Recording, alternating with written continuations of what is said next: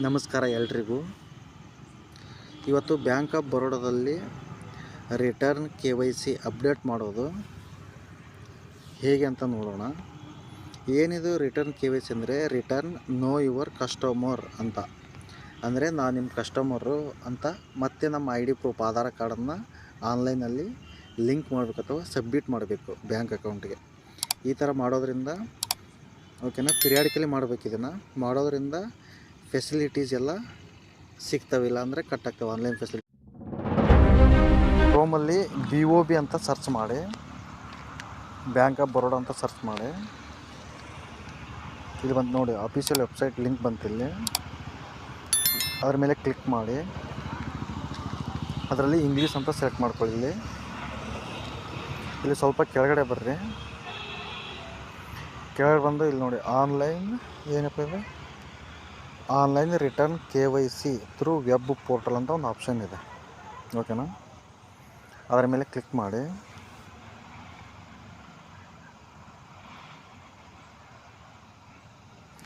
Okay, ಇಲ್ಲಿ ನೋಡಿ ಬಂತು welcome to bank of Baroda KYC portal.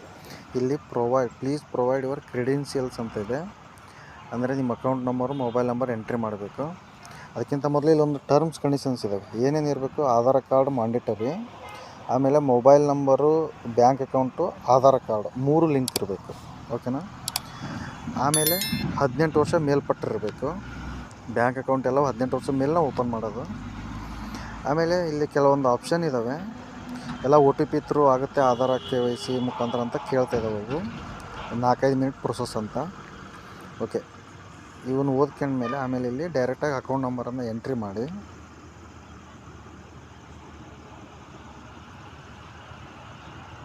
ನಿಮ್ಮ ಬ್ಯಾಂಕ್ ಅಕೌಂಟನ್ನು ಎಂಟ್ರಿ ಮಾಡಿ ಡೈರೆಕ್ಟಾಗಿ.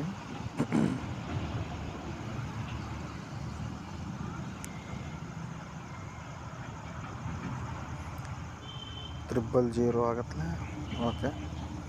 ಓಕೆ, ಇವಾಗ ಮೊಬೈಲ್ ನಂಬರನ್ನು ಎಂಟ್ರಿ ಮಾಡಿ.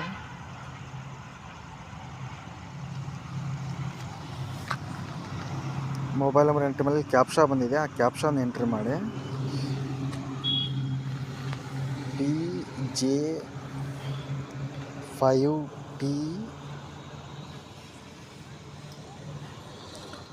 Capital KA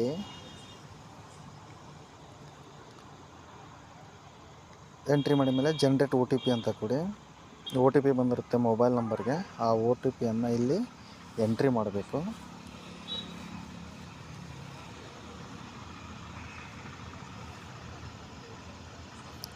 okay, OTP entry ಮಾಡ್ತಾ ಇದ್ದೀನಿ.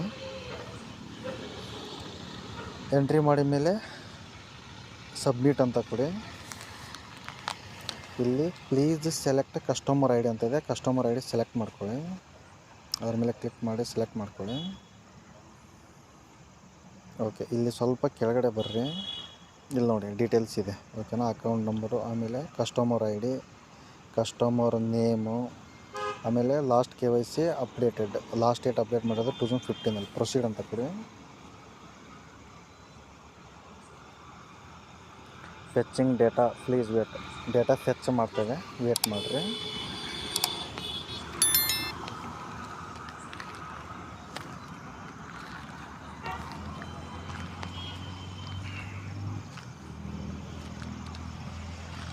ಇಲ್ಲಿ ನೋಡಿ ಕಸ್ಟಮರ್ ಡೀಟೇಲ್ಸ್ ಅಪ್ಡೇಷನ್ ಪೇಜ್ ಅಂತ ಬಂತು.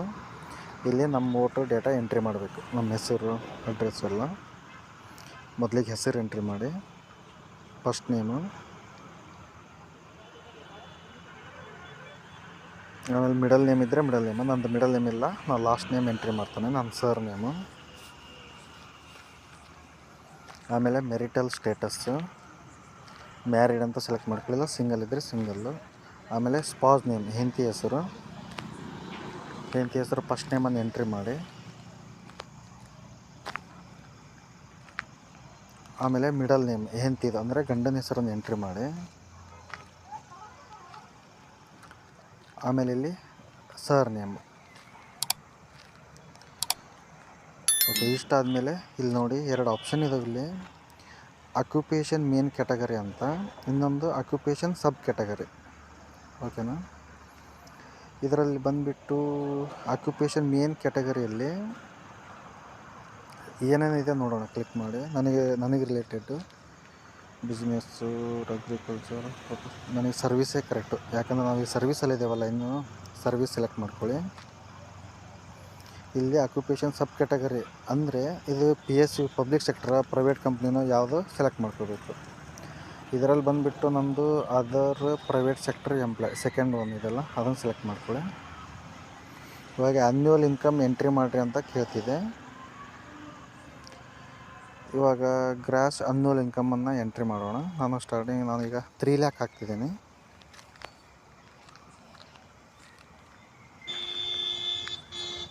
ಓಕೆ, 3 ಲ್ಯಾಕ್ ಹಾಕಿದ ಮೇಲೆ ಇಲ್ಲಿ ಕಸ್ಟಮರ್ ಟೈಪ್ ಕೇಳ್ತಿದೆ. ಅಲ್ಲಿ ಸೆಲೆಕ್ಟ್ ಮಾಡ್ಕೊಳ್ಳೋಣ, ಏನಿದಾವೆ ನೋಡೋಣ. ಅಲ್ಲಿ ಓಕೆ, ಆಧಾರ್ ಇಂಡಿವಿಜುವಲೇ ಕರೆಕ್ಟ್. ಆಮೇಲೆ ಎಂಪ್ಲಾಯ್ಮೆಂಟ್ ಸ್ಟೇಟಸ್ಸು ಸ್ಯಾಲ್ರಿಡ್ ಅಂತ ಸೆಲೆಕ್ಟ್ ಮಾಡೋಣ. ಆಮೇಲೆ ಕಂಪ್ನಿ ನೇಮು, ಆಮೇಲೆ ಇಲ್ಲಿ ಸೋರ್ಸ್ ಆಫ್ ಇನ್ಕಮ್ಮು ಸ್ಯಾಲ್ರಿ ಅಂತ ಸೆಲೆಕ್ಟ್ ಮಾಡ್ಕೊಳ್ಳಿ. ಇಲ್ಲಿ ಬಾಕ್ಸಸ್ ಟಿಕ್ ಮಾಡಿಕೊಡ್ರಿ. ಇಲ್ಲಿ ಪ್ರೊಸೀಡ್ ಅಂತ ಕೊಡಿ. ಇಲ್ಲಿ ಇದು ಇನ್ಕಮನ್ನು ಚೇಂಜ್ ಮಾಡ್ಕೋಬೋದು. ನಾನು ಚೇಂಜ್ ಮಾಡ್ತಿದ್ದೀನಿ. 3 ಲ್ಯಾಕ್ ಬೇಡ, 5 ಲ್ಯಾಕ್ ಜಾಸ್ತಿನೇ ಇದೆ. 5 ಲ್ಯಾಕ್ ಎಂಟ್ರಿ ಮಾಡೋಣ. ಓಕೆ, ಪ್ರೊಸೀಡ್ ಅಂತ ಕೊಡಿ. ಕನ್ಫರ್ಮ್ ಅಂತ ಕೊಡಿ. ಮತ್ತೆ OTP ಬಂದಿರುತ್ತೆ ಮೊಬೈಲ್ ನಂಬರ್ಗೆ. OTP ಎಂಟ್ರಿ ಮಾಡಿ.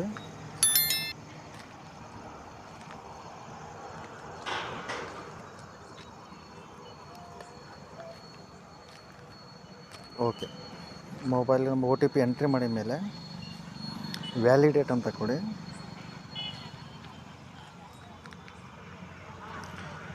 Return KYC mode selection page. ಇಲ್ಲಿ ಆಧಾರ್ KYC ಅಥೆಂಟಿಫಿಕೇಷನ್ ಸೆಲೆಕ್ಟ್ ಮಾಡ್ಕೊಂಡು ಪ್ರೊಸೀಡ್ ಕೊಡಿ. ಇಲ್ಲಿ ಮತ್ತೆ 2 ಆಪ್ಷನ್ ಇದ್ದಾವೆ.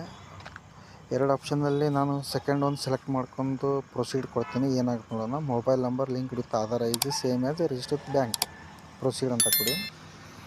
Please accept all the above consents ಅಂತ ಕೇಳ್ತೀವಿ. 2 ಸೆಲೆಕ್ಟ್ ಮಾಡಿಕೊಡ್ರಿ, 2 ಆಪ್ಷನ್ನು. ಪ್ರೊಸೀಡ್ ಅಂತ ಕೊಡಿ.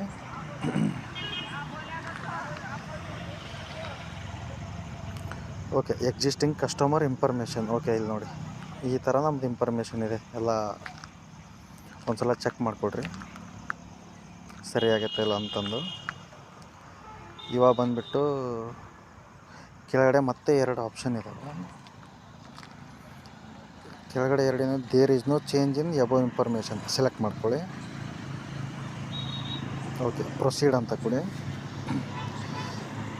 ಪ್ಲೀಸ್ ಕ್ಲಿಕ್ ವ್ಯಾಲಿಡೇಟ್ ಇಮೇಲನ್ನು ವ್ಯಾಲಿಡೇಟ್ ಮಾಡಿರಿ ಅಂತ ಕೇಳ್ತಿದೆ. ಇಲ್ಲಿ ವ್ಯಾಲಿಡೇಟ್ ಅಂತ ಕ್ಲಿಕ್ ಮಾಡಿ. ನೋಡಿ, ಇಮೇಲ್ IDಗೆ ಇದನ್ನು ಲಿಂಕ್ ಕಳಿಸಿರ್ತಾರೆ. ಆ ಲಿಂಕನ್ನು ಕ್ಲಿಕ್ ಮಾಡಿದರೆ ಇಮೇಲ್ ಓಪನ್ ಮಾಡ್ಕೊಂಡು ಇದು ವ್ಯಾಲಿಡೇಟ್ ಆಗುತ್ತೆ. ಅದು ಆದಮೇಲೆ ವ್ಯಾಲಿಡೇಟ್ ಆದಮೇಲೆ ಪ್ರೊಸೀಡ್ ಅಂತ ಕೊಡಿ. ಮತ್ತು ಮುಂದೆ ಹೋಗುತ್ತೆ. ಮತ್ತು ಆಮೇಲೆ ಇಲ್ಲಿ ಆಧಾರ್ ನಂಬರ್ ಎಂಟ್ರಿ ಮಾಡಿ.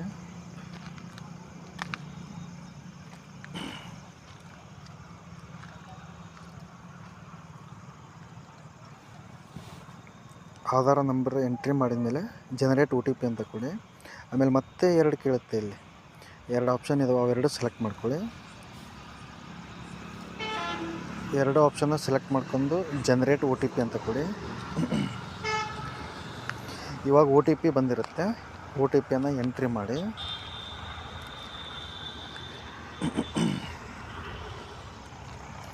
OTP ಎಂಟ್ರಿ ಮಾಡಿದ ಮೇಲೆ ಸಬ್ಮಿಟ್ ಅಂತ ಕೊಡಿ.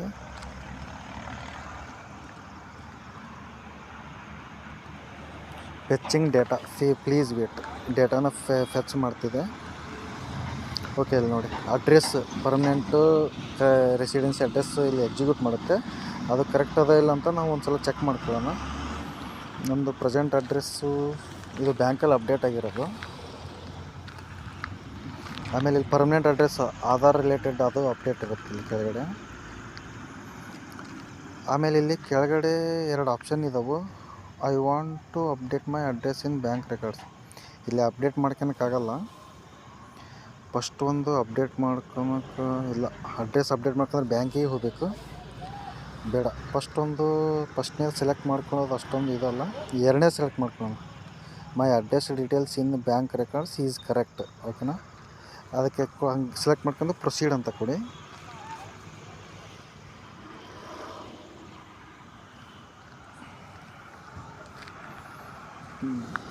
ಪ್ರೊಸೀಡ್ ಕೊಟ್ಟಿಲ್ಲ ನೋಡಿ, ಡಿಕ್ಲರೇಷನ್ ಪೇಜ್ ಲಾಸ್ಟ್ನೇದು. ಇಲ್ಲಿ ಬಂದುಬಿಟ್ಟು 2 ಆಪ್ಷನ್ ಇದ್ದಾವೆ. ಸಿ KYC ಡಿಕ್ಲರೇಷನ್ ಅದು ಒಂದು, ಇನ್ನೊಂದು ರಿಟರ್ನ್ KYC ಡಿಕ್ಲರೇಷನ್ 2 ಇದ್ದಾವೆ. ಮೊದಲೇದಲ್ಲಿ ಕ್ಲಿಕ್ ಮಾಡಿ ಪ್ಲೀಸ್ ಕ್ಲಿಕ್ ಹಿಯರ್ ಅಂತ ಇದೆ. ಇಲ್ಲ, ನಾನು 2ನೇದು ಫಸ್ಟ್ ಮಾಡ್ಕೊತೀನಿ. 2ನೇದನ್ನು ಪ್ಲೀಸ್ ಕ್ಲಿಕ್ ಹಿಯರ್ ಅಂತ ಕೊಡಿ. ಇದು ಏನಪ್ಪ, considered for periodic updation. Okay, accept ಅಂತ ಕೊಡಿ.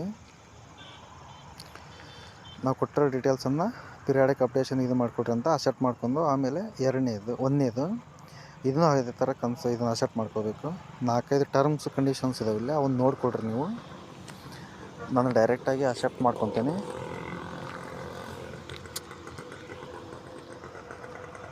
ಓಕೆ, ಅಸೆಪ್ಟ್ ಅಂತ ಕೊಡ್ತೀನಿ. ಅಸೆಪ್ಟ್ ಕೊಟ್ಟು ಪ್ರೊಸೀಡ್ ಅಂತ ಕೊಡಿ. ಆಮೇಲೆ ಇನ್ನೊಂದು OTP ಬಂದಿರುತ್ತೆ. OTP ಮೊಬೈಲ್ ನಂಬರ್ಗೆ ಆ OTPಯನ್ನು ಎಂಟ್ರಿ ಮಾಡಿ.